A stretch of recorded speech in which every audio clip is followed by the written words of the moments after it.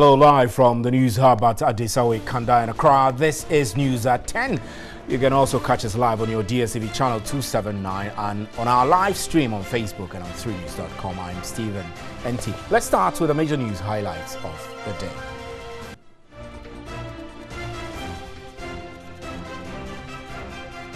The Minority Caucus in Parliament say they're unable to participate in Monday's National Identification Registration exercise in Parliament House. A statement issued by Minority Leader and MP for Tamale South, Haruna Idrisu, cited some reasons, including significant questions about the cost, scope, and legality of the project, as well as registration requirements.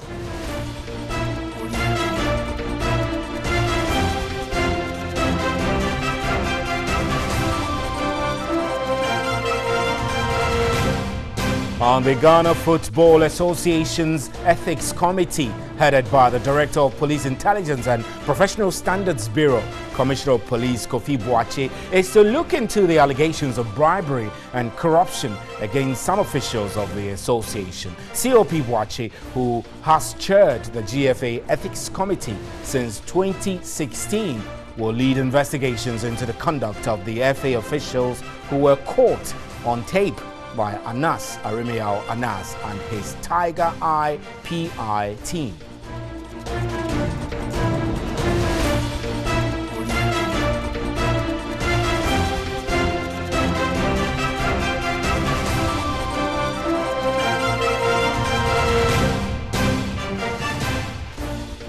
In entertainment news, top Nigerian reggae musician Ras Kimono, whose real name is Okeleke Onwubia, has died aged 60 after a short illness. His debut album, Under Pressure, released in 1989, became a big hit across the continent. Ras Kimono passed away on Sunday in a Lagos hospital after cancelling a trip to the United States on health grounds.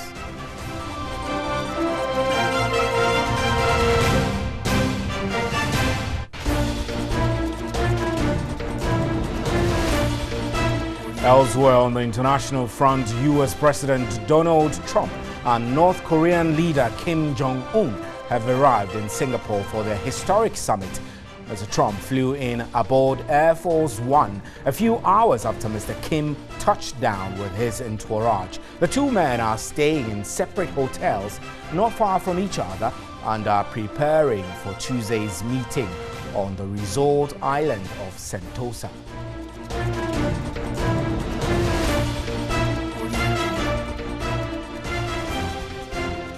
Those are our major news highlights. Remember, we're streaming live on our Facebook page and on 3news.com. Up next is the big one.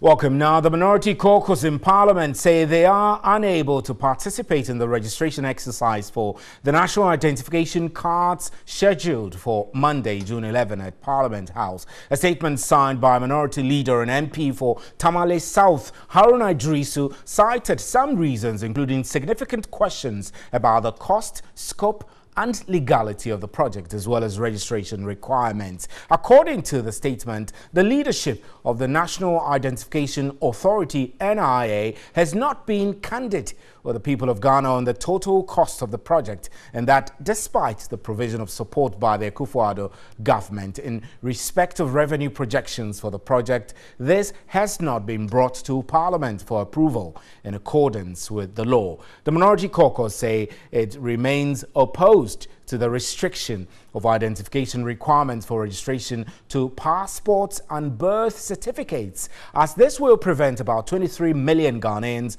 from obtaining the Ghana card and depriving them of any benefit thereof.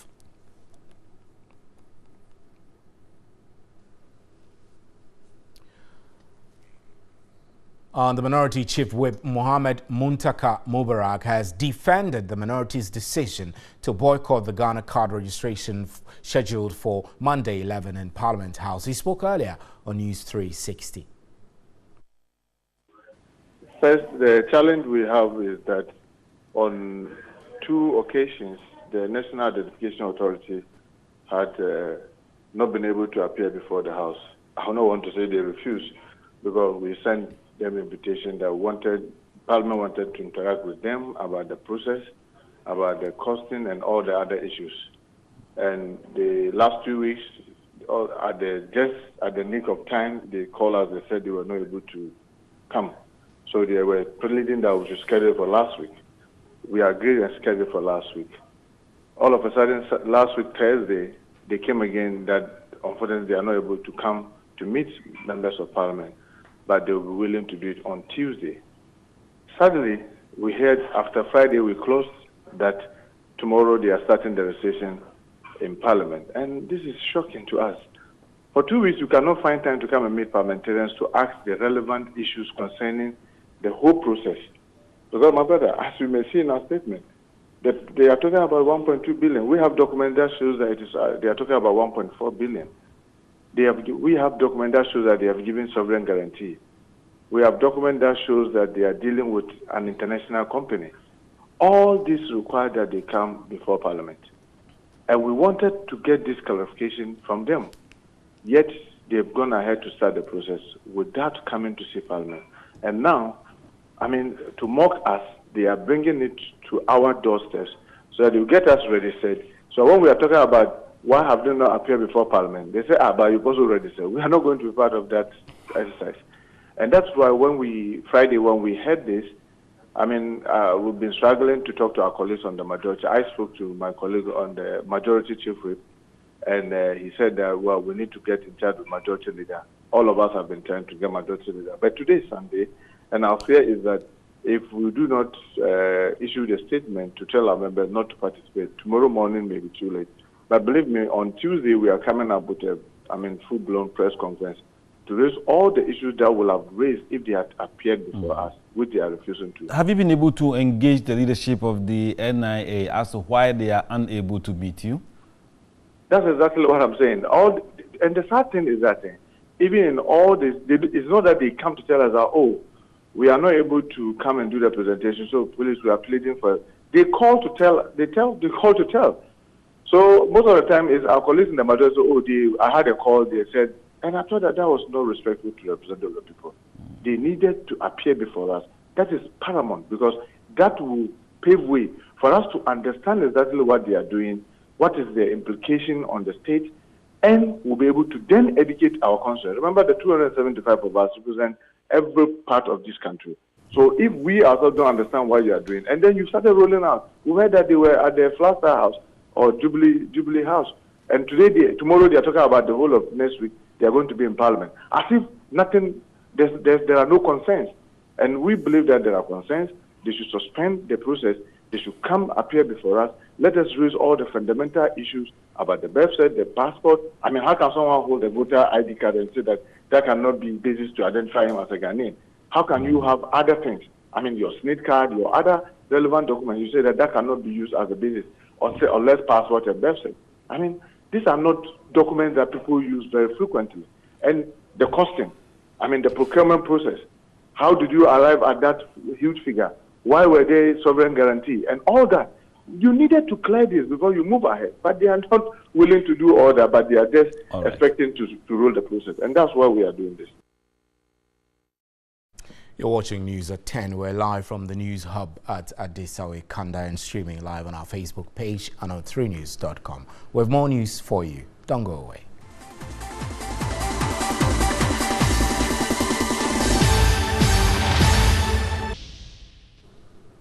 And some good news for residents in the Western region, because President Akufo-Addo has disclosed that feasibility studies on the defunct Abosso glass and Bonsai factories in the Western region are almost complete. He indicated that as part of his government's industrialization agenda, the two factories will be revamped.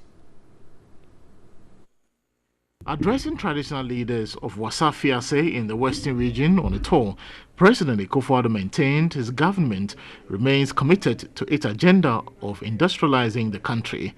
He noted the resuscitation of the defunct Abosso glass and Bonsai factories will therefore be critical in that regard. The president explained Ghana cannot, for example, continue to export all of its rubber and lose the immense financial benefit when the Bonsa Tire factory can't process it. Bonsa Tires and a Boso Glass factory. Feasibility studies are almost complete. Now rubber a pre-war Western region. Papa. Now we continue to be raw material exporters. Then also there. Makumanya hona wakra until here say now the feasibility studies is what the woman be catch the betuga almost no it we have boabo nipa no e betumi aye sa two factories. The Mahin of Mpoho, Osabarema Kwao Enti II, who spoke on behalf of the traditional leaders of Wassa Fiase and Mpoho, bemoaned the state of affairs in mining communities in the country. He said even though mining communities contribute immensely to the economy, they do not benefit in terms of revenue. If resources are, you do Bogana whole bra. No do nara, When you take gold, we produce about 60%. When you look at what we produce in Tarkwa here, it is more than what other countries are doing. But look at our roads, they are in a very poor state. So we asked the president to fix the roads for us. President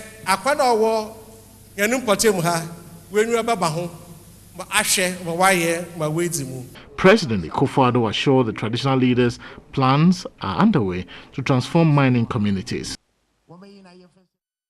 And ahead of government's One Village, One Dam project, residents of the 3 regions of the north are demanding dams with good depth and high water holding capacity. They are asking the project engineers to carry out excellent feasibility and mapping of the areas for the dams. Eva Atiboka reports.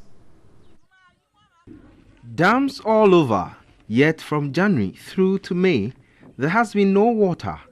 In some communities in the Upper East and Northern regions, this is the state of the dams. Although a few have water in them, many have dried up. Most have silted up and now have low water retention capacity. The situation is marred by a low water table in the area, according to experts. At Zwotuya, this dam, constructed in 2002 to serve the community with water, is non-functional. Residents say it has not been desilted since. Hasmin Mohammed is DCE for the area. Most of the dams you see are very old. So if we are able to make a very good dams for the communities, I think it can solve the water problem. Even though the topography of the area is one of a hard one. At Go also, the Go Dam, constructed in 2016, totally dried up. Getting water to drink is even a challenge during the dry season. We want dams that are very deep so we could get water all year round.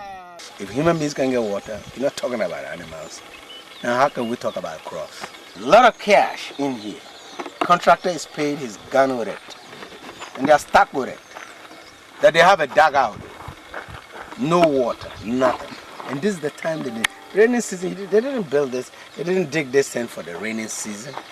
In 5-6 years, if this is like this, you know what's going to happen. You don't even have a dugout. The story remains same in many other places, leaving both humans and animals stranded. Under the government's One Village, One Dam project, the residents are demanding dams with improved depths for better water retention. Dr. Pascal Attendem suggests ways of water retention in the dams to be constructed. When Burkina Faso wanted to construct Bagri Dam, Ghana was up in arms shouting that it would affect the water flow to us. They went ahead and constructed the dam. Then they tell us when they are releasing the water. And we wait till that water, which is a resource when harnessed, becomes a problem because we wait and then it floods and destroys farms. And here in Accra, the Lands Commission in the Eastern Region, I beg your pardon, has been accused of fraudulently registering the Nyanao Mountains in Nsawamadwe Ejiri municipality in the name of a private developer. Documents cited by TV3 show the Lands Commission has given varying assertions on the same land from 2010, indicating its availability for business. The Commission turned around to caution owners that the same land had been registered in the year 2000. The available document produced by the affected landowners of the Nyano Mountain in the Nsawam Edreji municipality, a search conducted on the land at the Eastern Regional Lands Commission November 2010, September 2016, March 2017, and twice in February 2018, gave different status to the land in the name of the people of Nyanoa. These searches were in lieu of a development plan to turn the Nyano Mountain into a tourist site in partnership with foreign investors. However, few weeks after the people had entered a deal with the investors based on the signed document from the Lands Commission, they received a caution notice from the Commission that the entire land was registered by an estate developer as far back as the year 2000. The Nsawam District Police, acting upon complaints from the Nyanoa people, made a research from the Lands Commission on May 29, 2018, where it was revealed that the Lands Commission and a developer fraudulently extended 70 acres of land bought from another community to cover the Nyano Mountain land. Who actually sold that landed properties to them? If we, the owners, were those who sold the land, they should show us and all authorities concerned that signed the indenture the payment he or they made to us and receipt we issued to them, and who issued and signed such receipt. When and where that transaction occurred and who were witnesses. Are those who signed the indenture lawfully representatives of the families? If not, Amin City should write without delay to Lands Commission at Koforidua to completely reverse the situation. In their caution statement to the police, the adjoining landowners admitted selling the 70 acres and wondered how that could turn into 620.01 acres. The investor, according to the police report, has refused to honor invitations to give a statement to the police. Our properties include our village have been fraudulently registered by Amin City, be aided by the Lands Commission authorities at Koforidua. Even police criminal investigation report reveals that the vendors who signed the indenture for Amin City sold less than 70 acres of land, which is not even near our land. The people of Nyanoa have therefore petitioned the office of the President, the Chief Justice, the Attorney General, the Land Minister, the IGP and Land Commission, among others, after which they will seek legal redress. On the lack of adequate teaching and learning materials is affecting the quality of education in the Guaboliga community. Eva Teboka reports that the District Education Service has not delivered teaching and learning materials to schools in the region in years. The lack of furniture in schools for kindergarten and primary compels pupils to sit and write on the floor, while other pupils share a desk at the junior high school. Learning and teaching materials are also absent. At the kindergarten and primary levels, slates and copybooks are not available. At the junior high school, teachers say textbooks are also non-existent, contributing greatly to falling education standards. Textbooks, no, all that. To talk of English, they are not even 10, up to 10. Maths do the same thing. And the other subjects, some are even now we don't just have. Hajia Misa Sulemana is the District Director of Education. For some time now, we haven't been able to give schools the needed books. Most of our schools still use the very old textbooks that do not match with our syllabus of late. Brave Aurora, based on TV3's reportage on the plight of the peoples, has donated 3,000 textbooks to the kindergarten, primary and the junior high. We want to achieve educational outcomes for the people here. We feel that the community has a lot of potential, the children have a lot of potential, and it saddens us to go into their classrooms every day to see them lying on their bellies to write and to read, and it's also taxing for the teachers as well. And then our hopes is to make Gwabaliga School a model school in the municipality. On the Ghana Football Association's Ethics Committee, headed by the Director of Police Intelligence and Professional Standards Bureau, Commissioner of Police Kofi Boakye, is to look into allegations of bribery and corruption against some officials of the association. COP Boakye, who has chaired the GFA Ethics Committee since 2016, will lead investigations into the conduct of the FA officials who were caught on tape by Anas Arimiao, Anas and his Tiger IPI team. The GFA's decision was contained in a statement issued after a meeting by its executive committee on Saturday, June 9, following the public viewing of an investigative film by Ghanaian journalist Anas Arimiao Anas that highlighted deep-seated corruption in Ghana football. The conduct of the said officials has been referred to the GFA Ethics Committee, chaired by COP Kofi Boakye, to go through the judicial process. All officials of the GFA shown to have allegedly committed various acts of misconduct in the Tiger IPI documentary titled Number 12 shall step aside from their positions and steer away from all football-related activities with immediate effect. Anas's video featured top officials of the Football Association, including its former president, Kwesi Nyantechi, allegedly taking bribes to influence various aspects of the game, among other things. More than 100 referees were also caught on tape taking bribes to manipulate the outcome of games in a team's favor. The government announced on Thursday that it had initiated steps to have the FA dissolved, but the GFA has started internal processes to clean itself. The FA has also constituted a 5-member committee to meet the government in order to resolve the current football crisis in the country. COP Kofi Boakye has a great reputation for his tough, no-nonsense approach to dealing with crime. On top Nigerian reggae musician Ras Kimono, real name Okuleke Omubia, has died, age 60.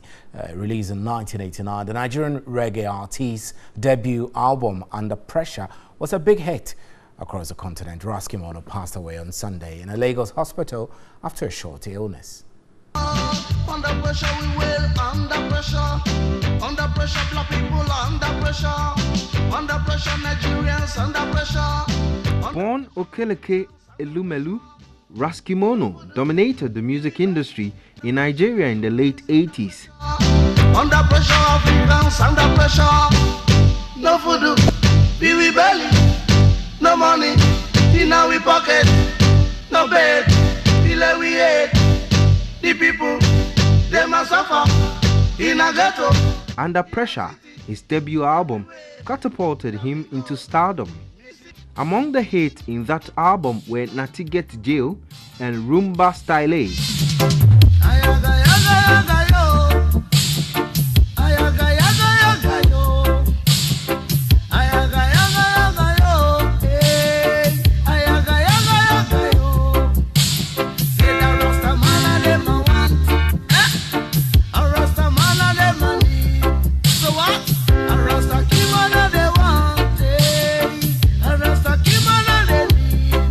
Kimono later admitted that his sojourn in the US had a negative impact on his music career. Chairman of the Copyright Society of Nigeria, Tony Okoroji, confirmed the news, noting he had visited the legendary reggae musician in the hospital. His style of music was significantly influenced by the hardship he experienced in his early life. He died at age 60. Some are weeping, some are wailing, everywhere. Now me go ahead. Well, it's all rest in peace, Ras Kimono there. That's how we wrap up with News at 10. I'm Stephen Enti. Thank you extremely for making time. On behalf of the crew here, good night. There is more news at 3news.com.